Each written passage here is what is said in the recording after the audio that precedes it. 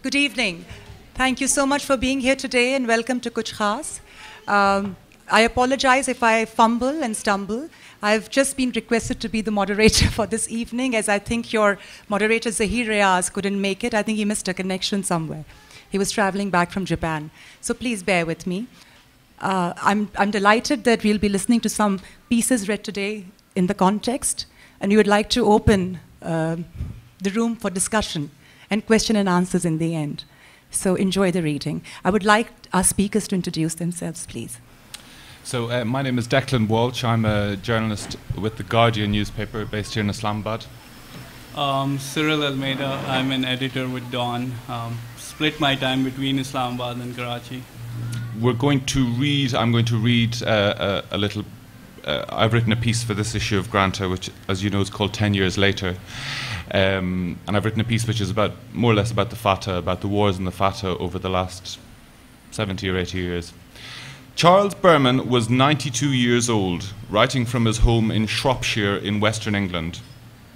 He was wheelchair-bound, a nurse cooked his meals, and arthritis had rusted his joints. But that didn't stop him following the news from Pakistan. His particular interest was the tribal belt. The tribal belt had troubled the British for nearly a century.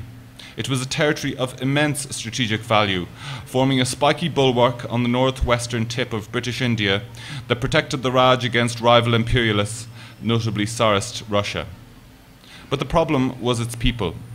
While the Pashtuns of the plains had acquiesced to colonial rule, the tribesmen of the mountains proved stubbornly resistant to the charms of empire.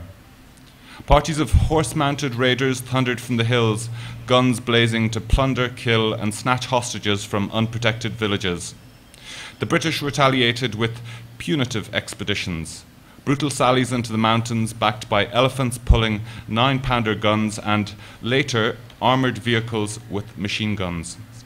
Tribesmen wielding swords and bolt-action rifles against the world's greatest military machine. Foreshadowing the pilotless drone strikes of today, the Royal Air Force deployed its latest technology, Audax and Wapiti biplanes, to pulverize rebel villages. Yet the Pashtun guerrillas kept one step ahead, leveraging their knowledge of the harsh terrain to deadly advantage. The worst, Berman said, were the attacks on the supply convoys. A chain of 100 or so trucks crawling through the mountains at a teeth-grinding pace, waiting for the first shot to ring out. It was terrifying. You never knew what would happen when you went out on that road, he said. Having vanquished the Raj, the Fakir had turned his guns on the fledgling state of Pakistan. He was quite motionless as he sat there, his brown eyes gazing somewhere else, but his presence was compelling, Rand wrote.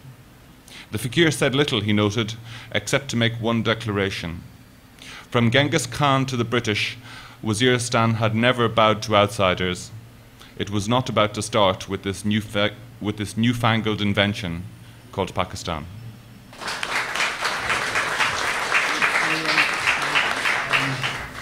I'm going to read a short passage from an essay, a Moroccan journalist called Benjy Loon. It's called A Tale of Two Martyrs. This one concerns one from Egypt, January 2011. I happened to be in Egypt a month later covering Tahrir Square for Dawn, and I was there down when the night his resignation was announced. It also deals with something any Karachi person would be familiar with, which is state torture or torture cells, etc. What happens to people when they're picked up off the streets? So here goes. Alexandria, Egypt. His name was Saeed Bilal. He was 30 years old, married, and his wife was pregnant. He was a practicing Muslim, neither an activist nor an agitator. He had a job and did not stand out from the crowd in any way. He lived near the Tahririyah train station. On the evening of 5th Jan 2011, he received a phone call from state security agents telling him to report to the local police station in the Al Ramal district at 10 p.m. to help with an inquiry. Bring a blanket with you, he was told. You might need one. Saeed Bilal is poor, a simple, unpretentious man, an average citizen. No one is happy to be summoned to the police station in such countries. But since he has nothing to reproach himself for, Saeed takes a taxi with a clear conscience and shows up at the appointed time. No one has come with him. He does not know that his last hour is fast approaching. And how could anyone have known that? Saeed Bilal has no criminal record at all and has never had to deal with the country's police force. In fact, that is why he has been singled out. He is a perfectly ordinary man. Saeed has never gone down into one of these basements. He has heard about them. He knows that they are torture chambers. But he's done nothing to be punished for. His conscience, so relaxed an hour ago, begins to panic. He thinks back on the events of the last few days and wonders, perhaps I met someone I shouldn't have. Maybe I was seen with somebody involved in a plot, a horrible terrorist plot trying to destabilize the country. No, I went to school. I did my job, then I came home. My wife needs me. She's in her 7th month. I don't want her getting tired. So my parents often come over to help us. Saeed is the ideal culprit for the 31st December bombing. He's innocent, but his captors couldn't care less.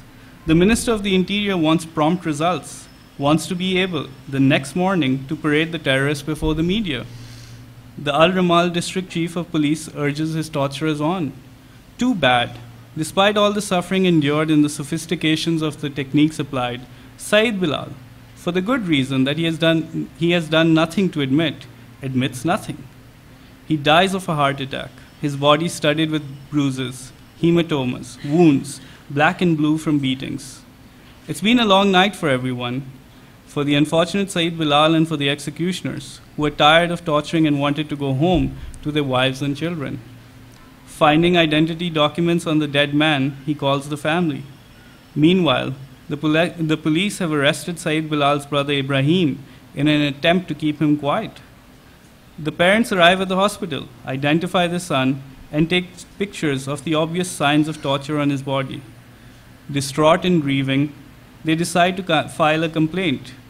But the police immediately intervene, making it clear that they have Ibrahim in custody, and that if the family causes trouble, another son will meet the same fate as his brother did. Nothing is left for the parents but tears and prayer. The police order them to bury their son that same night, to avoid a disturbance on Friday, the holiest day of the Muslim week. The parents try to negotiate, but it's no use. Unless they drop their demands, Ibrahim will not be released. The parents know the officers will not hesitate to kill him. Saeed Bilal is finally buried just before midnight. That's how the police operate under Hosni Mubarak.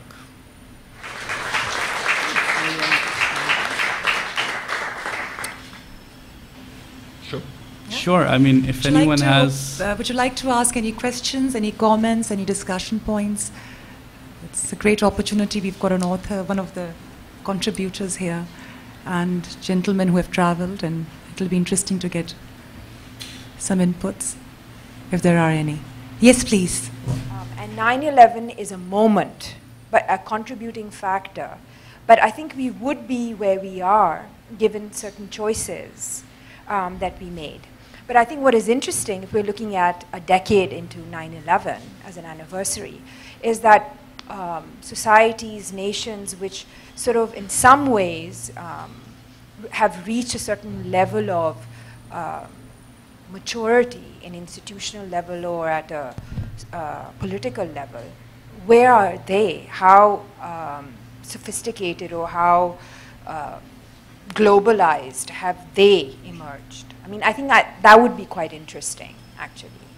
Obviously, there's a huge debate has been ongoing in France as well over the issue of the burqa and the veils, and it has really, it seems to me, brought home some very hard truths for Western countries about what it means to have a multicultural identity, and also I think about a discovery of Islam, what Muslim identity means, and how they can accommodate that within their own countries.